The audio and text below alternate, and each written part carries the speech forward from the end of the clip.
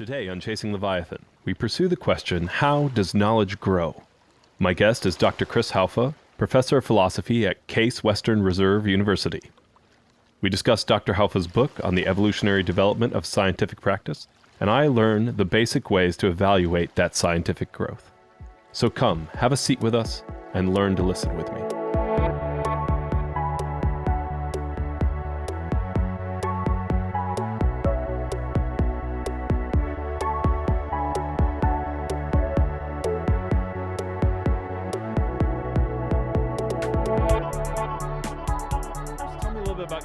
And tell us a little bit about how did you get into this question? Is this a childhood thing? Like you were always like fascinated with science, or is it like later on development? Tell us a little bit about Dr. Chris Haufe. Sure. Yeah. I really didn't get into philosophy until college. I went, when I was about 16 years old, I really fell in love with Noam Chomsky. And kind of... I'm sorry, how old were you? About 16. Yeah. But you weren't into philosophy early. No. I came to him through the band Rage Against the Machine. Oh, well, that would make sense. Yeah. Yeah. So, and I, so I kind of, one of the Rage Against the Machine albums had like this picture of a bunch of books kind of like, stacked end to end. I'm sure I've seen it. Yeah. Yeah. And so I saw one of those books was by a person named Noam Chomsky. So I went to like the local college library and I found a book by him, and I didn't really, it was the most challenging thing I'd ever read for sure. It was Necessary Illusions. It was like classic Chomsky book. And so I'm sorry, I'm just trying to get over the fact that you like cold turkey, had no idea, just picked up a Noam Chomsky book. That must have been, when you say it was the hardest thing you'd ever read, like... Yeah, and I mean, Sorry, to be honest, like it was probably like the sixth book I've read at that Gotcha. point. Like I just not a big reader. So yeah, I guess when you think of it in along that trajectory, it was kind of a big step. Yes. Yes. Yeah, but I think Rage Against the Machine just kind of woke up something in me, and just really got concerned with knowing more stuff just generally. So that led me directly to Chomsky. And I did finally manage to get a much more accessible Chomsky book. They were selling at the time these kind of thin little volumes at Barnes and Noble, which had just opened in my town. Okay. And so I got one of these. And, gotcha. Okay. Yep. It just not just the content, very surprising kind of about, what, the kinds of human atrocities that had, been occurring over the last 50 years or so. But the style of it, of him kind of like just effortlessly refuting people using their own words, was just like really intoxicating, Yes. And so I was like, I want to do this. I want to just prove people wrong. Like, that's what I want to do with my life, And so when I got to college, I was involved in a student activist group that was kind of directed by a philosophy professor. And this philosophy professor had been a student of Chomsky's, in fact. So this is of like, my third month at college. Okay. And I'm just like, everything's coming together. And so, I'm like, okay, well, this guy, he's kind of like a hardcore, activist. I mean, we're going to, this School of the Americas protest, and we're, mailing medicine to Iraq, like in protest of, sanctions against Iraq. I mean, this is back in the late 1990s. Okay. Right. And And I'm like, I just want to be this guy, so I'm just gonna, I guess philosophy is the way you do that. And I was right. I mean, the philosophy that I was introduced to was really like the science of proving people wrong. That's kind of how I viewed it. It was just it was just a game, and the game was to prove people wrong. And I really felt like I had found my calling, which is kind of sad when you think about it. But yeah, I mean, so that kind of, that's what led me into philosophy. Just the fact that I'm just a jerk at heart, trying to prove people wrong. Oh man, what a dark story! God. Yeah, no, I love that. So you mentioned it's a little sad. So you reflect on that, and it seems like maybe some things have changed for you. How do you view philosophy instead of just the science of proving people wrong? Do you view it as something slightly different now? Well, yeah. So that's really this project. How Knowledge Grows was really my first attempt to do philosophy that didn't involve just proving people wrong. So I had written my my PhD dissertation on evolutionary psychology, specifically what's wrong with it, because that's my thing. That's at your that thing. time. Yep. Yeah. Yep. And I got done with that project, and I felt like I had done a pretty good job.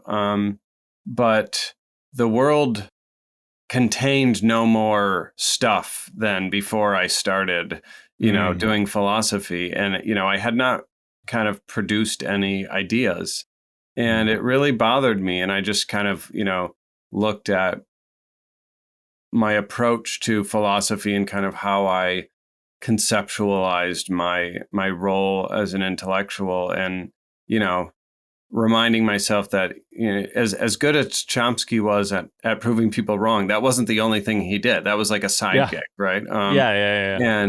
And that that I should probably spend some time generating some kind of positive contribution.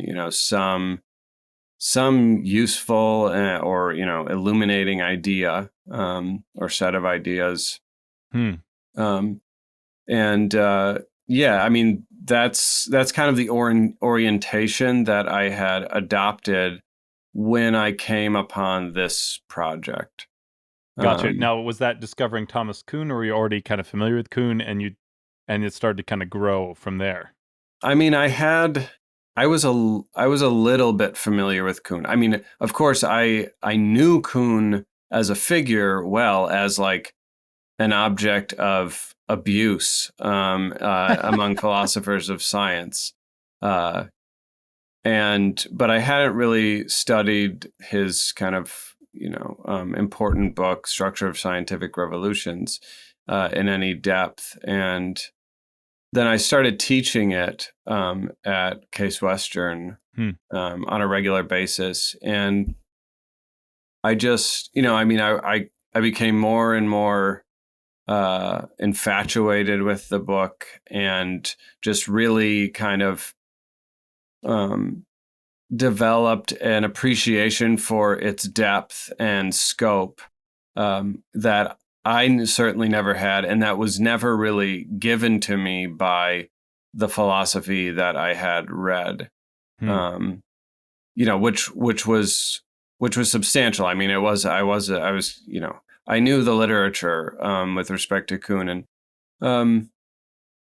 I think Kuhn had published his book at a time that philosophy of science was not really ready for it. Just way ahead of his time, and it contains some very controversial ideas. And I think that philosophers kind of latched on to those really controversial ideas and missed the ideas that weren't so controversial, because they were just super accurate. So they were just really valuable. It is funny how people will miss like the really valuable stuff if it's just kind of like if it's just obvious, right? Yeah. Even if no one's implementing that. Yeah, exactly. I mean, that's exactly what happened. And I think it's taken a really long time to kind of detox as an academic community and try to start fresh on looking at this book and focusing on just the whole model of the development of science that's presented, rather than the very controversial philosophical thesis of incommensurability, which is kind of like the inability of different communities of scientists to understand each other, really. Gotcha. Sorry, when you're talking about, I just want to make sure for our audience sake, do you mind just maybe explaining incommensurability a little bit? And then, of course, I think the more interesting thing, after you kind of explain that controversial side, what are the things that are really not that controversial, but are super helpful for us? And obviously, then your own work branches off that. So if you want to let that flow into what your book is about, I'd love to hear that. Sure, good. Yeah, so maybe I'll start with the uncontroversial stuff, because it's kind of, there's a sequence. So, I mean, the essence of Kuhn's book is to describe the way that ideas within a scientific community develop from their earliest stages and eventually transition to a whole new set of ideas, a new framework. Okay, so that's kind of the project of the book, and the kind of key idea in this book is the notion of a paradigm. Okay, this is where that term comes from in popular usage, right? And the way Kuhn articulates the notion of a paradigm, it's basically just kind of a set of, kind of like a framework that scientists work in. Okay, it's not really a set of beliefs they have about nature, but it's a style with which they investigate nature. That style includes the kinds of instruments they use, but it also includes the kinds of ideas that they use to kind of, as a platform for their investigations. And can you give an example? I know in one of your talks you even talked about Kepler, just so that we can root this in something concrete, if you don't mind. Yeah, sure. I mean, Kepler is a good example. Astronomy for a couple thousand years, give or take, before Kepler, is concerned. Well, not a couple thousand, 1,500 or so, is involved in the project of using different combinations of circles to model the motion of celestial bodies. Okay, so if you want to sort of predict where a celestial body is going to be at some time, you chart its path as if it were moving in a perfect circle at a uniform speed. Okay. And it's so deeply ingrained in the culture of doing astronomy. It's barely a belief. I mean, it's that deep, in much the way that the kinds of mental constructs, right, that guide us in our everyday culture are not really beliefs. It's like them, but you don't like hold them consciously in your mind. Would an example, maybe this is a little too, we're a little too aware of this, or maybe not. I often find myself thinking about this with the way the Western world treats efficiency as like automatically good, right? Like it's like, Yeah. oh, it's like literally people just be like, oh, well, it's more efficient. And then like that's supposed to be the end of the discussion, right? Like if it's more efficient, it's automatically better. Yeah. And so that's a good example, right? You don't, it's a value that you don't have to quote. It can go unquestioned, right? Like you can assert it as valuable and no one will question it. It's just part of the, your participation in the culture really depends on you accepting this as valuable. Yeah, it's the default. Like if I said like, well, I actually think this is better, even though it's inefficient. Like, well, you got to explain that, right? Like, so it's Kepler. I'm assuming it's the ellipse, the ellipticals, right? Yeah. He's like, okay, what are you even talking about? It's not circles. What? Yeah, exactly, right. I mean, so you wouldn't have to. It was just assumed. The presupposition is that if you're doing astronomy, you're modeling motions with combinations of circles. Yeah. And it's not something that comes up because it's, virtually by definition, that's what you're doing, right? That kind of thing is what Kuhn referred to as a paradigm. It's like the culture of research, the default assumptions or, default presuppositions about what kinds of instruments we use, what kind of ideas we use, and so on.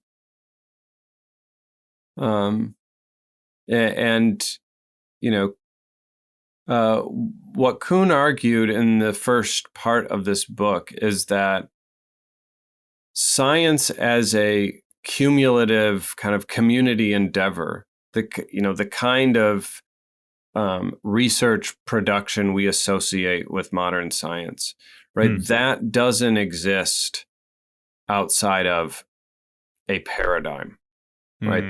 That communities of scientists, groups of scientists require this paradigm in order to produce a cumulative product that we call scientific knowledge.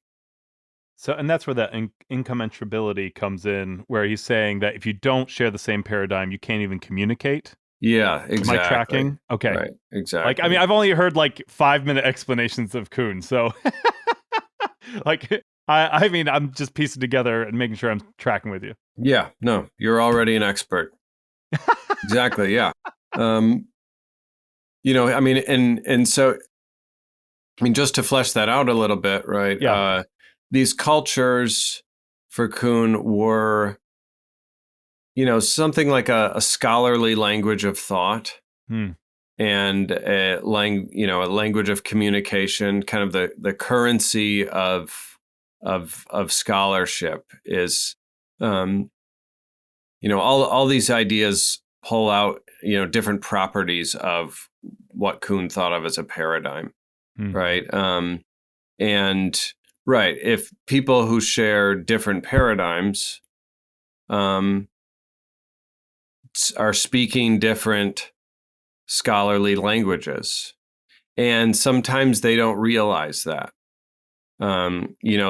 because they're using a lot of the same sounds and the same symbols, right? But those symbols have taken on a totally different meaning, or a partially different meaning, right?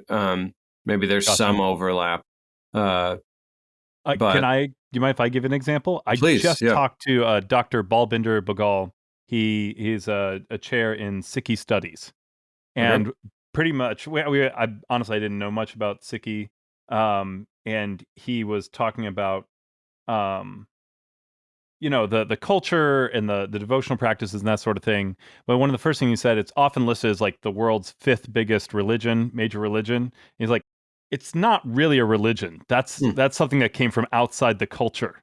But we're actually at this weird point now where it's been applied so many times that now we have to use the word religion, but we have to use it in a different way, right? Like, I mean, even when you talk about like the distinction in Western culture between religion and philosophy, it doesn't make sense when you're talking about Sikhi. Like the religion and the philosophy are pretty much the same thing. And so, you're using the same word, the same sounds, religion, but it means something very different to him than for instance, I grew up in Christianity, and at this point there's this whole historical background to what religion means, if that makes sense.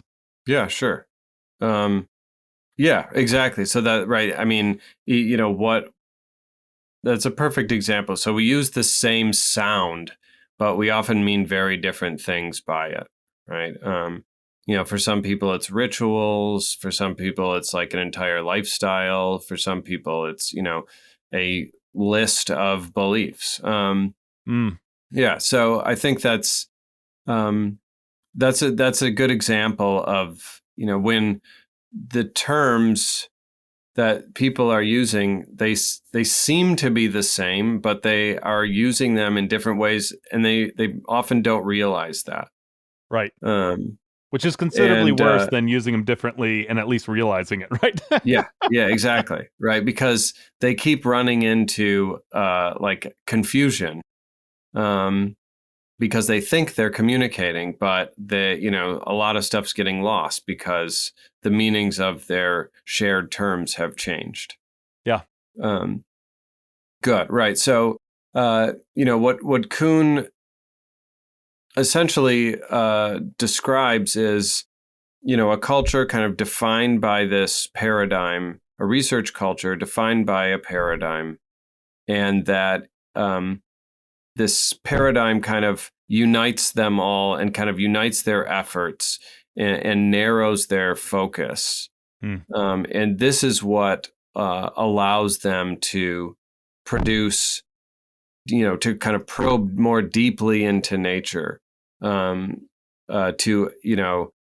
presuppose a lot of stuff and then start investigating much deeper questions, right? They don't constantly have to, build nature from the ground up every time they want to say something, right? They can just assume a massive amount of shared ideas, shared ways of investigating, shared ways of arguing, for a particular view about nature.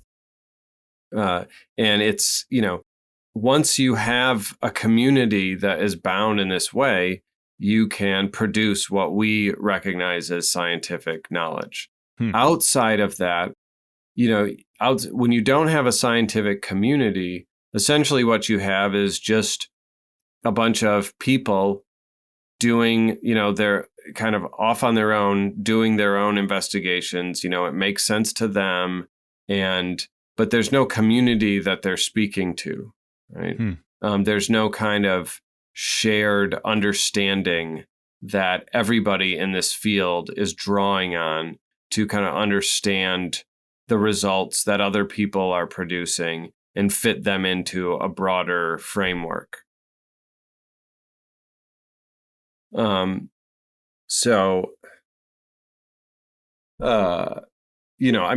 to kind of get into the messy details of science, right? I mean, if you do an experiment, and you follow a very rigorous protocol, and then you draw a conclusion based on that experiment. At that point, all we have is your supported idea, right? Or your kind of rigorously investigated idea. But it's not yet scientific knowledge because it hasn't been submitted to the scientific community.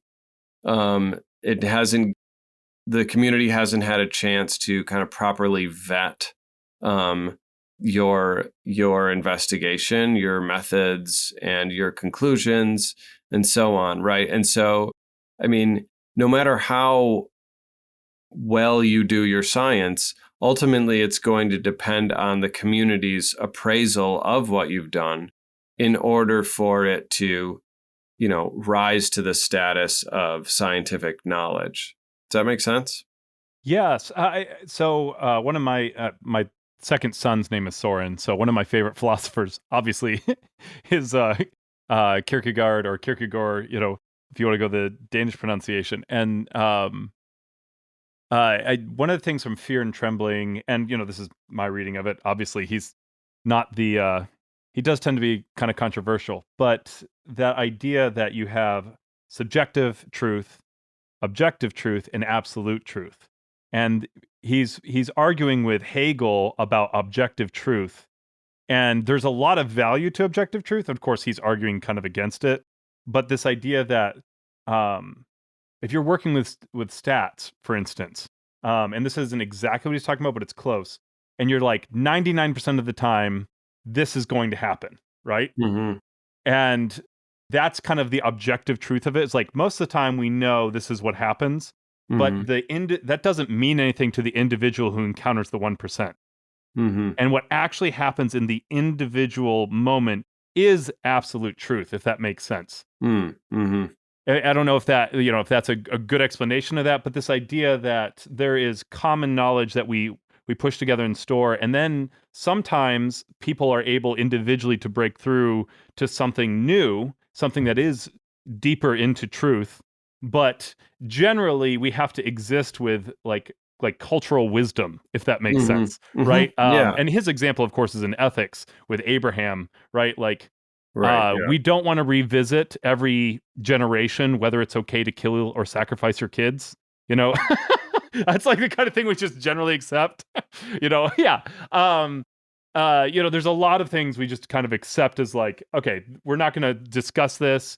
But his point was that for Abraham, because he was talking to God, now, all of this is very controversial from Kierkegaard's point of view, but I think the whole point stands that, let's say, if Abraham actually was talking to God and God told him to do that, then it was the right thing to do, right? Now we can we can argue about whether Abraham really heard God, but that idea that when you do have a connection to what is really true, and I think that's what happens with, for instance, going back to Kepler. Kepler's like, wait, if I make it not circles, it makes so much more sense. Even though everyone else looked at him like he was crazy, he was able to kind of break through, and there's this paradigm shifting moment. I loved it. I just got to see the very beginning of it. You're like, honestly, he wasn't a very good scientist. He just came, you know what I mean? He just came across this, right? And he's like, oh, that just makes more sense. And so what's interesting about that is that you don't even have to be a genius to find the paradigm breaking moment, to find the individual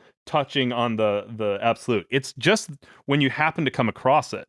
Yeah. So is that? I mean, that's me coming from my kind of humanities hermeneutics background. But is that tracking? Yeah, I think that the key there is the idea of some kind of common knowledge, right? Yeah. That scientific knowledge is kind of like common knowledge for scientists. It's what everybody knows. It's the kind of thing that could appear in a textbook. Right. Right. And you just in your lab, doing an experiment and coming to a conclusion, it's not fit for a textbook yet. Okay. Right. Maybe someday it will be. But that will depend on, the community's appraisal. Yes. And without that community, the idea of a textbook just doesn't even make sense. Right. And I think the important thing here is that textbooks can be wrong, but you can't work without textbooks. Like, you have to have a base knowledge that everyone agrees on. And then even it's like with artists, like, you have to start with the rules and then break them, right? Exactly. Yep. That's a very, very good analogy. It's the what's in the textbook. It's not about being right. It's about being the ideas that the community in general appeals to do science. Yeah. There's not, look at how many textbooks are based on Newtonian mechanics, right? Newtonian mechanics is super useful. And it's a great way to introduce people into the style of physical reasoning. But what's that quote? Every model is wrong, but some are useful. Something like that. Yes. Yeah. Right.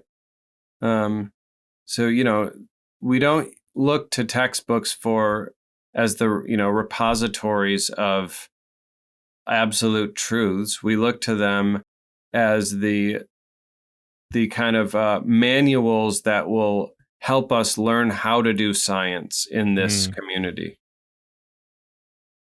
That gives us the ability to make decisions, right? And to make decisions well.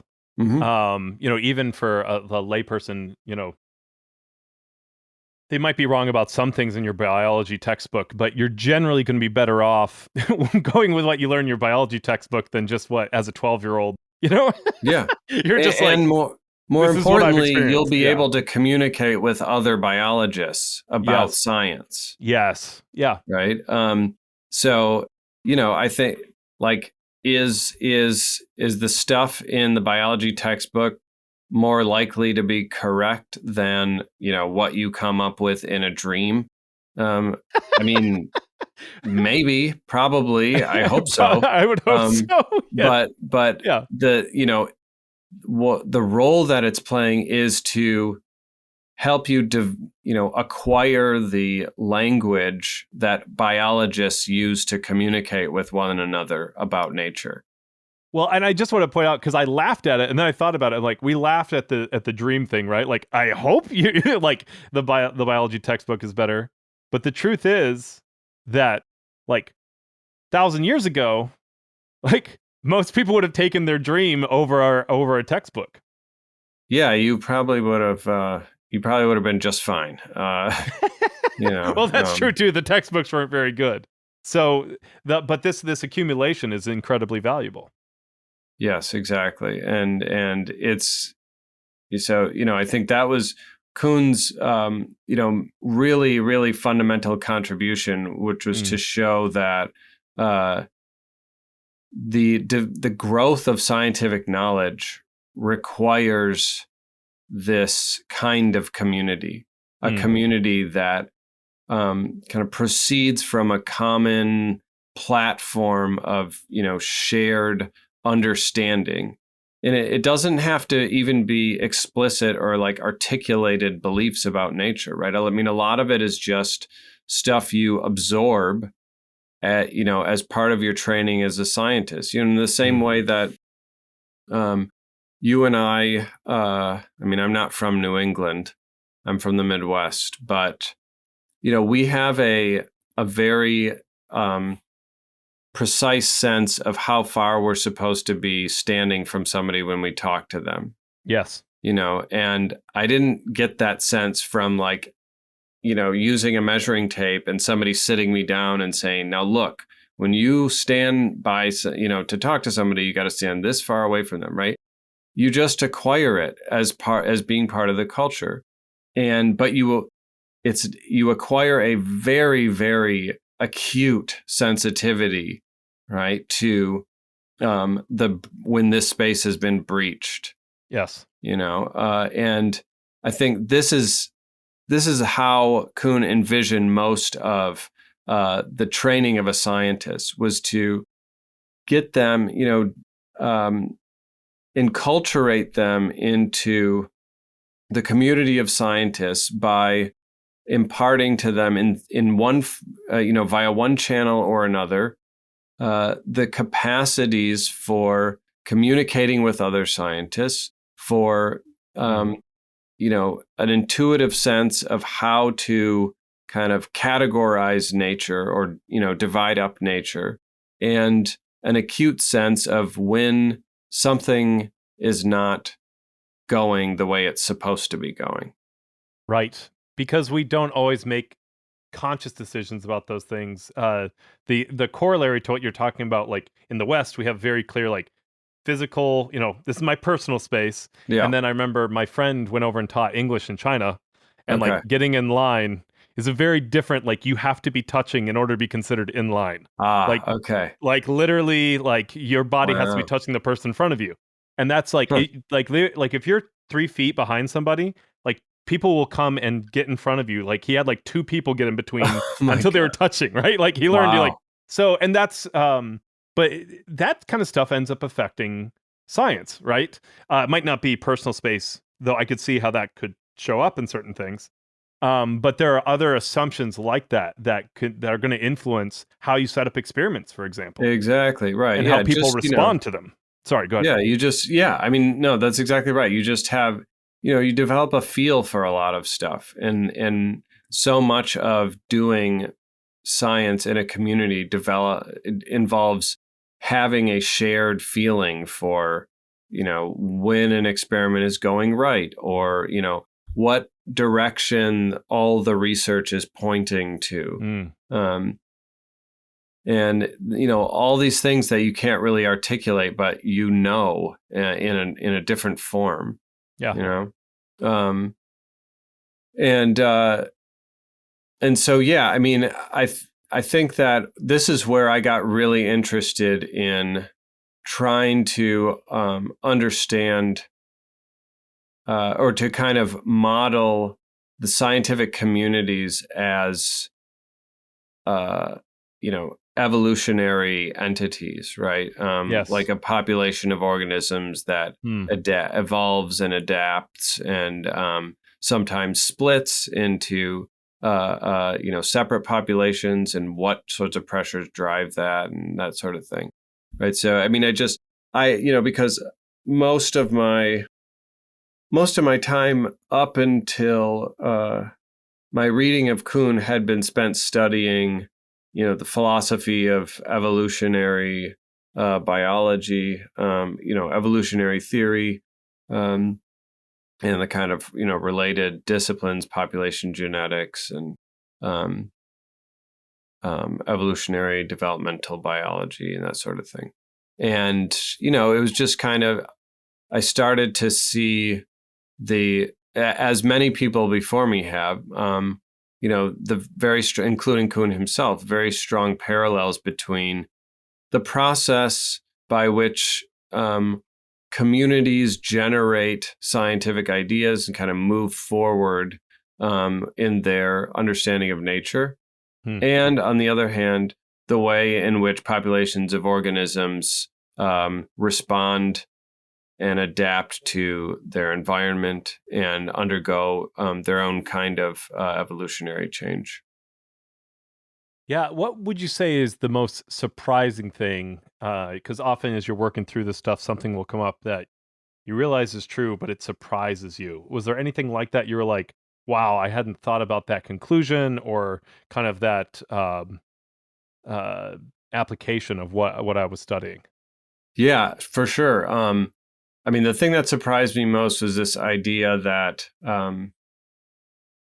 the phenomenon Kuhn describes as a scientific revolution, right? A paradigm change, can be has many parallels with the phenomenon known as mass extinction in evolutionary biology. So much so that Kuhn describes scientific revolutions as crises in the history of science. At exactly the same time, in the 60s, paleontologists described mass extinctions as crises in the history of life, right? They both talk about, different rules for success, right? That these transitions involve transitions in the rules of what counts as success, what determines success. Just, I mean, a whole load of surprising points of contact between these two. Right. So if you look at it from that evolutionary standpoint, if you go like the meteor hypothesis, it hits, everything is like the idea of what it takes to survive all of a sudden rapidly shifts. Yeah. Right. Good, exactly. And then of course in a scientific revolution, you have like your criterion standards for what, like this is proven, right? And so when you have this revolution, when the paradigm changes, the body of knowledge changes and becomes displaced, that everyone's scrambling to find, okay, what does it mean to prove something now? Yeah. And so, exactly. and I'm sure there's a lot of animals that die in a meteor event, and there's a lot of maybe careers that die. that you're like, oh, I do not understand this new world that I'm existing in. Mm-hmm. It's interesting to see, and I'm sure you've seen this, where certain thinkers are very prominent during a certain time period, and then all of a sudden they're just gone. They're not interesting anymore. Yeah, and I think is that kind of what we're talking about here? Like everyone's like, oh, actually, we don't like that. Like that doesn't work. Yeah, I mean, sure, that can happen. Once the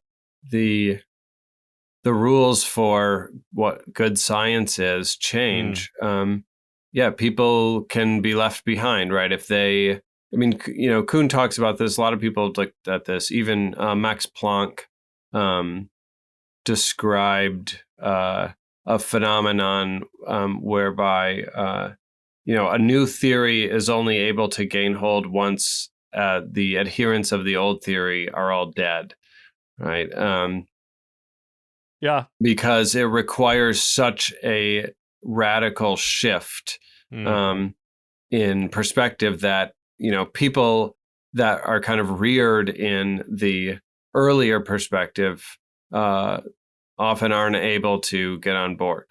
Kuhn talks about this a little bit too, but yeah, I mean, you hear this a lot from scientists, just about kind of more senior scientists not always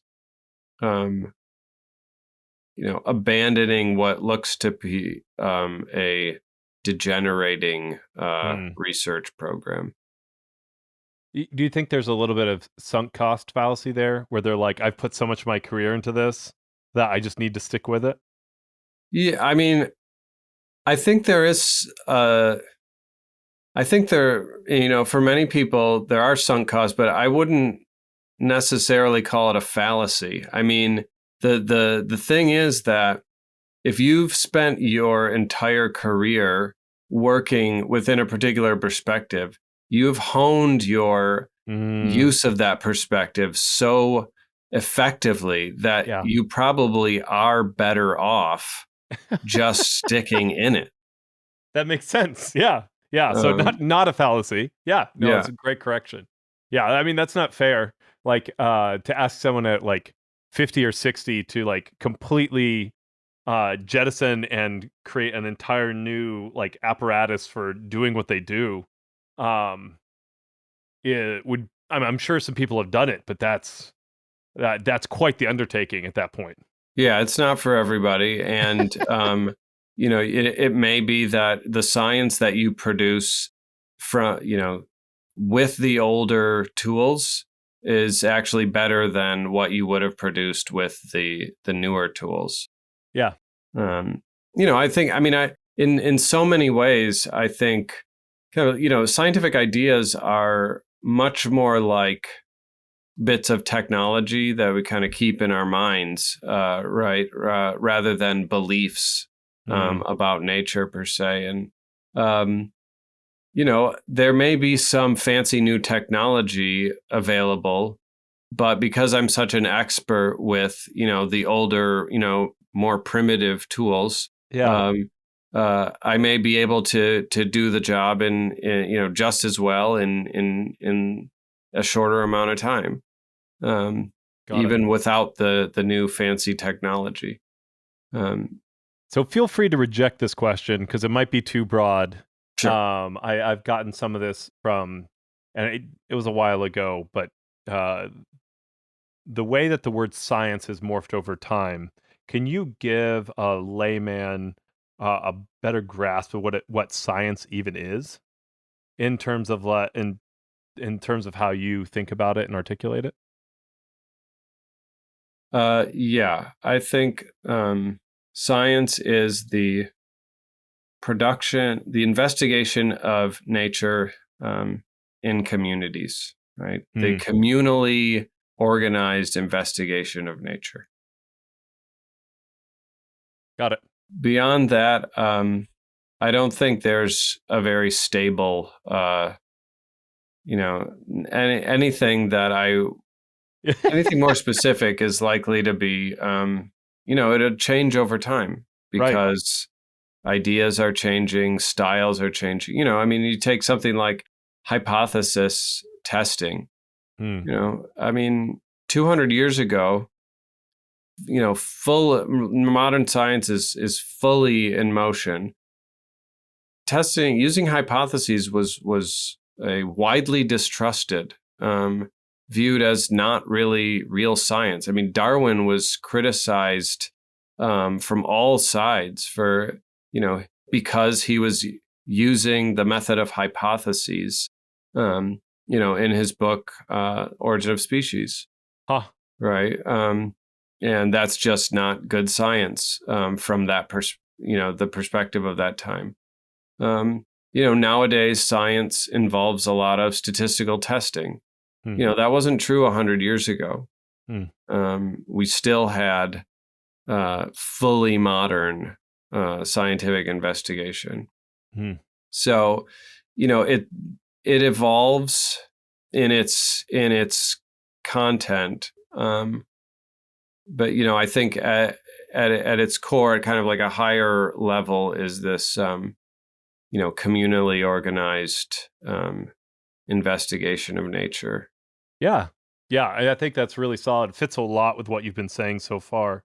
So, one of the things, as I'm looking at the description of your book, because I couldn't get it yet, right? It's coming out in November, but talk to me about this tension between historical contingency, and forgive me, but if you can give a definition of that tension between historical contingency and the trustworthiness of science, right? You said we should still trust science even if it is historically contingent, which, coming from like my studies in Gadamer, makes total sense to me. But like in our culture, like people are like, but it's always changing. How do we know? And it's like, well, I mean, I'll leave it up to you. Yeah, no, I mean, that's a serious problem. I think that, so by historical contingency, I sort of mean, look, we have certain, our science today has a certain content to it, right? Maybe, in physics, we believe in quantum mechanics and Einstein and stuff like that, and Darwinian theory in biology, and atomic theory of chemistry. Now, suppose history had gone radically differently, right? From I don't know, the 17th century on, even more recently, we probably still would have developed some systematic investigation of nature. I mean, we had it in other domains, right? I mean, astronomy is kind of a modern science from a long time ago, for example. Right? So we could expect to still have developed the kind of systematic, communally organized investigation of nature that we have. But it's likely that our theories would have been very different, right? The specific views we have about nature would have been very different. And when you realize that, I mean, I stand by that comment. I think every historian of science would. When you realize that, you can't help but look at the implications for what we actually do believe about nature. Well, if I would have believed something totally different, and I would have believed that is true. I currently believe that these ideas are true. So what is my belief in the truth of the idea really tracking if I still would have believed the idea was true had it been totally different? And if that's the case, it's really hard to come up with a reason to trust science that appeals to the truth of scientific theories. Right? Because the theories, I mean, what reason is there to think that they're true if we would have believed they were true had they been totally different? right? Right. And it doesn't have to be, we don't have to imagine alternative history. At every point, in the history of modern science, we've had certain understanding of nature, and we've abandoned it in favor of something better, right? And we will continue to do that, right? We will abandon what we have now when something we have more faith in comes along. Yeah. It seems like there's an underlying idea of like progress here, that it's like a gradual accumulation versus kind of these lightning bolt and then complete moments, if that makes sense. I don't know if there's that kind of progress in terms of getting closer to, the ultimate truth about nature. I think it would be very hard to show that was happening. Yeah, and let me correct that. Even like the way that I said that, I could see how that could be construed. I mean, even my point, like the pursuit of big questions, right? Even like the use of like chasing Leviathan. The point is, you can never catch Leviathan. You can only pursue it, right? Yeah. So okay. I would completely agree that unless you're like some kind of omniscient being, you can't ever fully know everything all at once, because you'd have your brain would explode, right? So I'm not talking about like ultimate truth, but what we have, not always, but often, is better than what we had before, right? Like our understanding of that's what I'm talking about in terms of progress, not kind of this ultimate synthesis that we'll get to, where Hegel's very self-congratulatory, right? Mm-hmm. Yeah, we at any given time, we are more satisfied with what we have than what we used to have. Right. I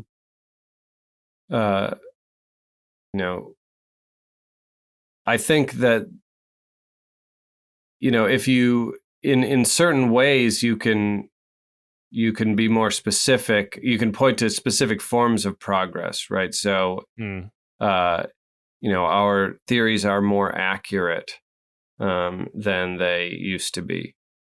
Our theories encompass a broader range of phenomena than they used to. Those to me seem like, uncontroversial forms of progress, Right. epistemic progress, progress Yep. in terms of knowledge. I mean, do they amount to some form of social progress? No, not always, No. right? I mean, sometimes, that we've gone, I think, backwards socially, culturally, because some theories are more accurate. There's no. I mean, aren't we all glad that Russia finally said, you know what, we're not going to use nukes, right? Like that's like, yes, like, that's quite a relief. That's good news. Yes.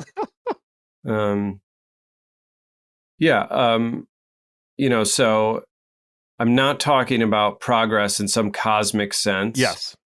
I'm just talking about it in terms of, if you, look along a specific dimension of value, accuracy, or scope, right? Yes. Or depth of understanding, or something like that, right? And predictions are statistically more accurate, that kind of thing. Yeah, right. So you can certainly point to cases where we do better than we used to, right? We're more accurate and so on.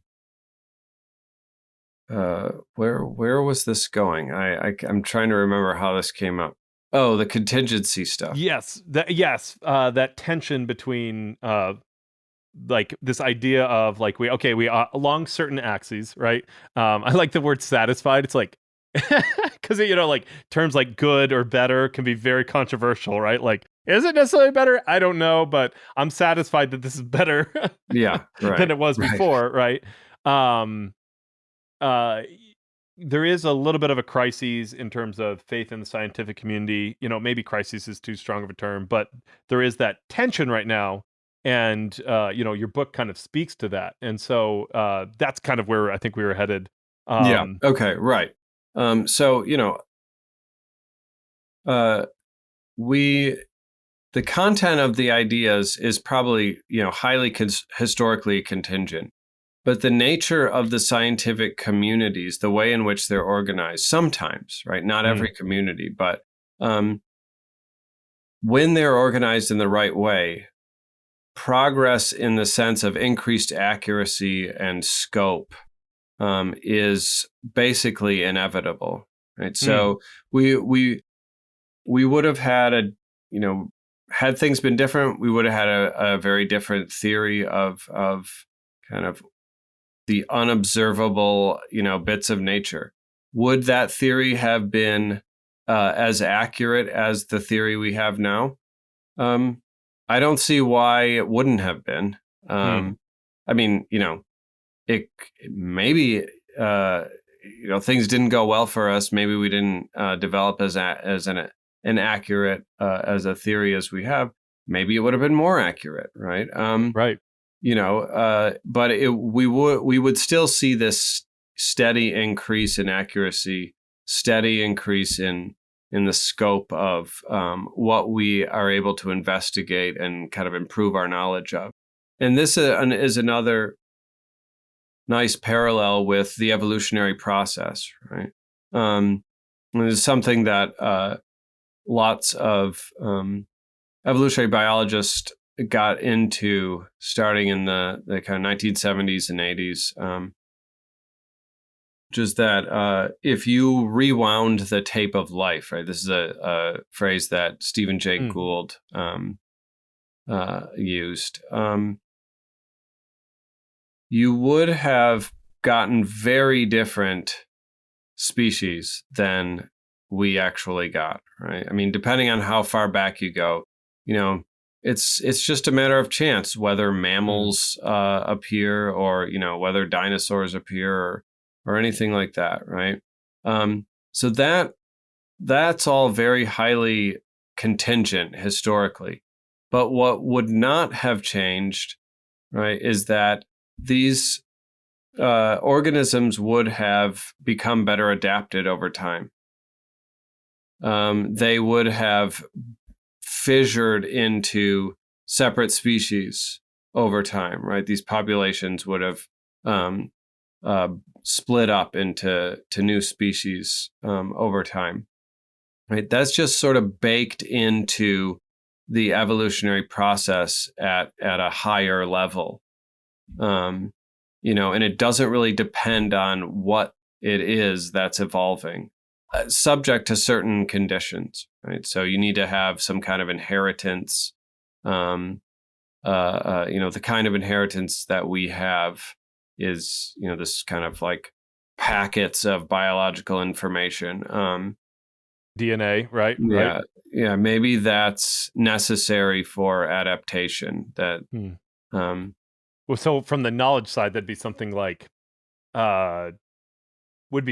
books or archives, that sort of thing, right? Like you can't, you have to have some way of transmitting what is constantly being worked on. Yeah, right. Journals, scientific, right? Some kind of training scientists. I mean, right. There are many channels of inheritance, cultural kind of inheritance, right? Sure. Yeah.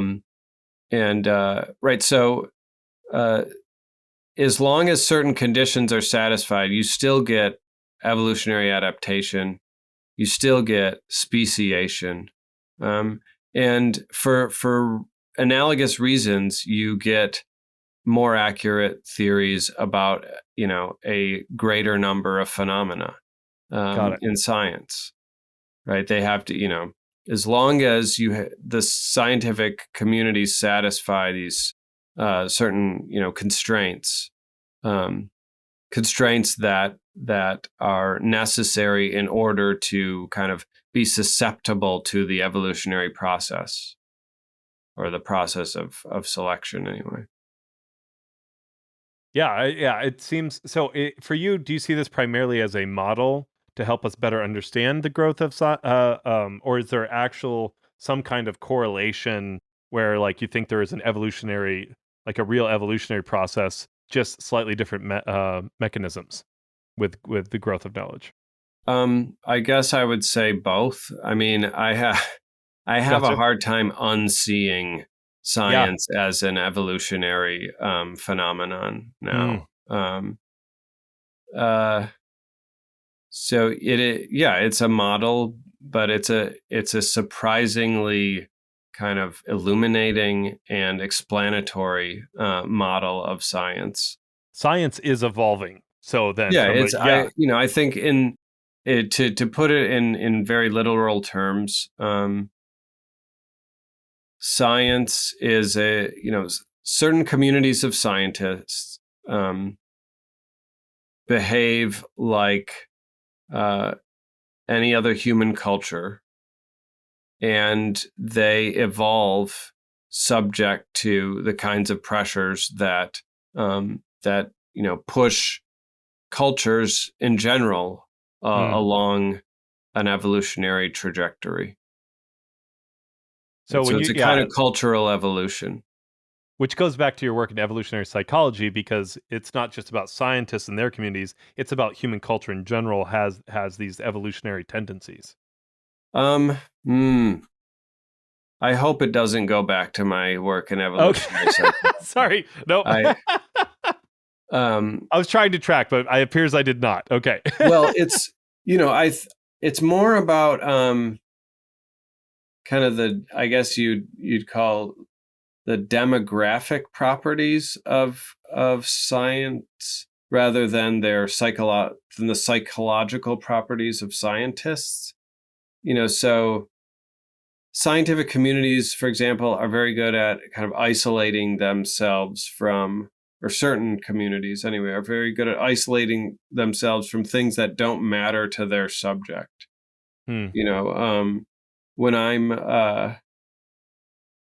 When I'm working out some problem in quantum mechanics, I'm not going to really be worrying about what is being debated in the United States Senate, except, maybe it affects my funding or whatever. But in terms of like trying to solve the problem that I'm working on, I'm not going to let that come in any way. Right? Yeah. The worrying about your funding is a great example of evolutionary adaptability. Adapting to survive, right? Yes, exactly. Yeah. Survival of the fundist. Exactly. And so it's the communities that have properties that matter rather than the individual scientists. The psychology. Yes. I understand why that's problematic. Yeah. That makes sense. Right. And just in the same way that for populations of organisms, right? They don't need to behave in a certain way in order to be subject to adaptation, right? The process of natural selection does that independently of how they behave, of how the individuals behave, right? It just kind of filters out things that are less fit for the environment. Got it. Yeah. So as we wrap up here, what are some applications that someone can take away from this? What's something that someone looks at this, and if you had to leave people with a main thought, what would that be? That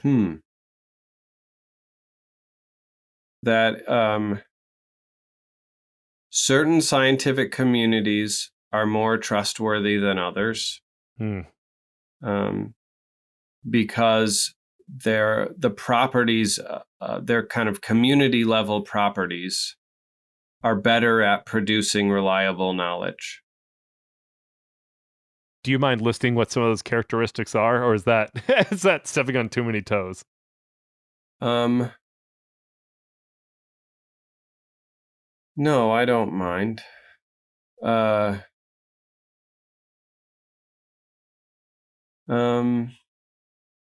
I'm just trying to think of how to express this in a diplomatic way. Yeah, I was like, because I'm pretty sure there are some definite people that will come to mind when you say this. So yeah, I get it. Yeah, take your time.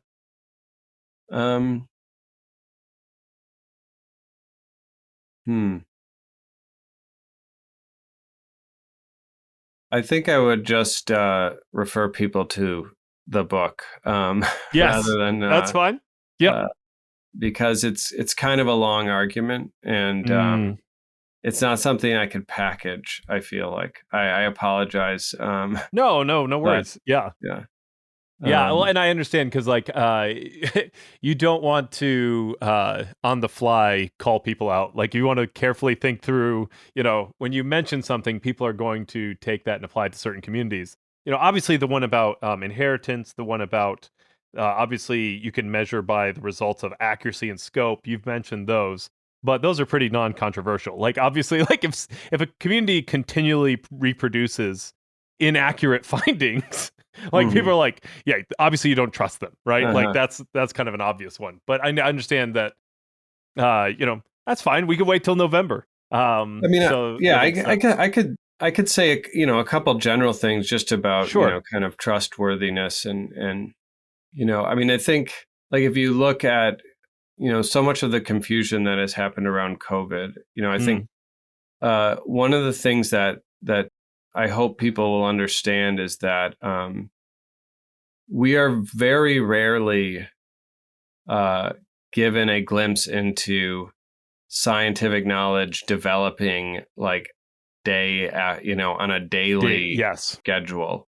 And I wish that we had in our culture a more realistic model for what science is actually like.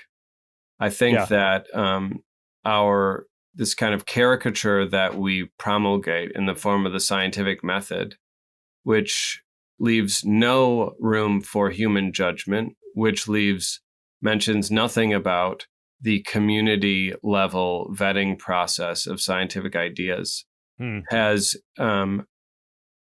made it very difficult for people to see how science actually works in real time and not be horrified by what they see, because it doesn't look anything like the pat, method that we've raised our children with understanding is what science is all about. That process from lab to textbook generally takes, I would say, 1 to 3 decades, maybe longer. It depends on the science, and it's the shelf life of the content of a textbook also depends on the science, right? I mean, in the stuff, in microbiology, the textbooks may not, 5 years later, we might have a completely different picture. I've heard that, yeah. So, it's just the scientific community needs to be able to do its work, and